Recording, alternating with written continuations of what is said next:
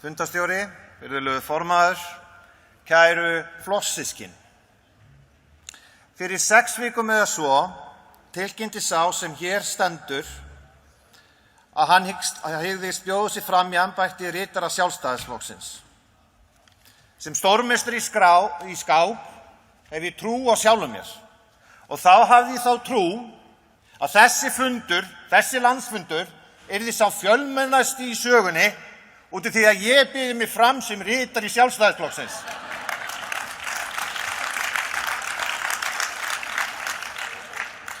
Hins vegar verð ég að segja að í ljósi þess að hér formannslagur og hér glæsilegur varaformaður að það hefur valdið mér töluverðum vonbrigðum að það hefur fækkað verulega í salnum síðan ræðu þeirra luku.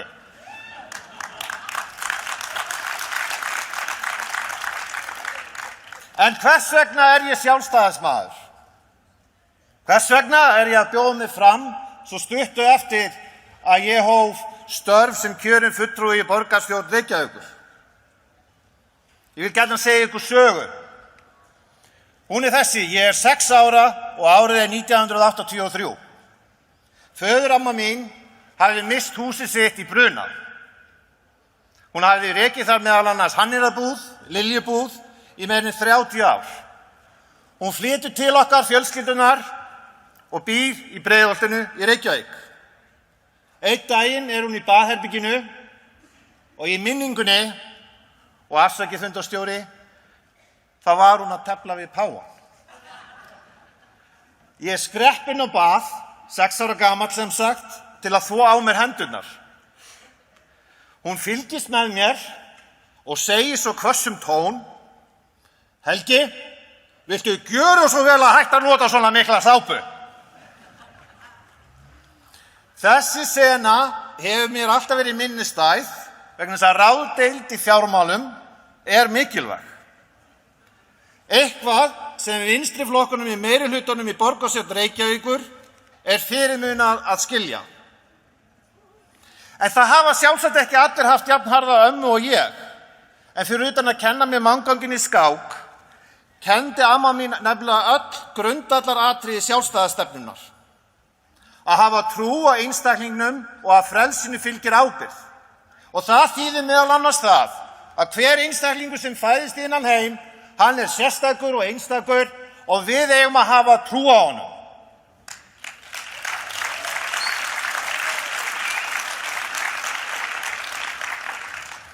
Þrátt fyrir einstaklingsfrelsið þarf samt að tryggja tækifæri fyrir alla. Það gerum við saman, stétt með stétt. Í því felst meðal annars að í stjórnmálastarfi Sjálfstæðisflokksins allir jafnir. Það þess vegna sannfæring mín að forystufólk í Sjálfstæðisflokknum á að starfa í anda auðmýktar, velvilja og umhyggju í garð annarra flokksmanna en samt sem áður boða staðfastlega að sjálfstæðisstefnan standi traustum fótum. Kæru landsfundarfulltrúar, það hafa verið ein af mínum mestu forréttindum í lífinu að hafa kynnst öflugu stuðningsfólki Sjálfstæðisflokksins undanfarna mánuði og það út af fólkinu í flokknum sem ég gef kost á mér í embætti ritara. Eins og þið vonandi vitið á embætti ritara fyrst og fremst að sinna innri málefnum flokksins, bæta skipulag og vera tengiliður forystu flokksins við grasrót hans, að minnsta kosti á meðan að formaður og varaformaður ráðherrar. Þótt ég hafi alltaf því ofurtrú á mannmönnum sem í flokknum hef ég áhyggjur af framtíð Sjálfstæðisflokksins. Meðal annars vegna þess að fylgið á landsvísu hefur verið undir 30% í 5 alþingiskosningum í röð og í gamla höfuðvígi flokksins Reykjavík verk að vinna til að bæta stöðu flokksins. Það mín trú að flokkurinn eigi mikið inni. Já, við getum gert betur, mun betur og já, mun betur og við munum gera betur.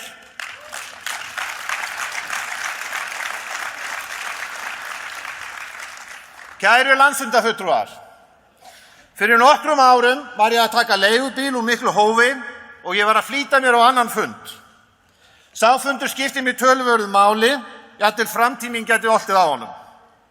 Leigubílstjórinn var á stórum amerískum bíl, en hann af einhverjum ástæðum keyrði hægt.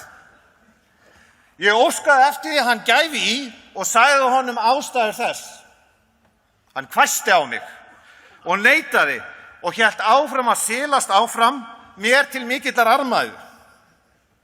Ég minnti hann á, góðfúslega, á þá einföldu staðreynd að bensíngjöfin væri ávallt hægra megin við bremsuna. Augu hans skutu gneistum og hægði hann förinu í stað þess að auka. Það var byrjað að síga í mig og ég leit á hann og spurði í hreinskilni: viltu ekki rífa út gjaldmælinn og setja í staðinn dagatal?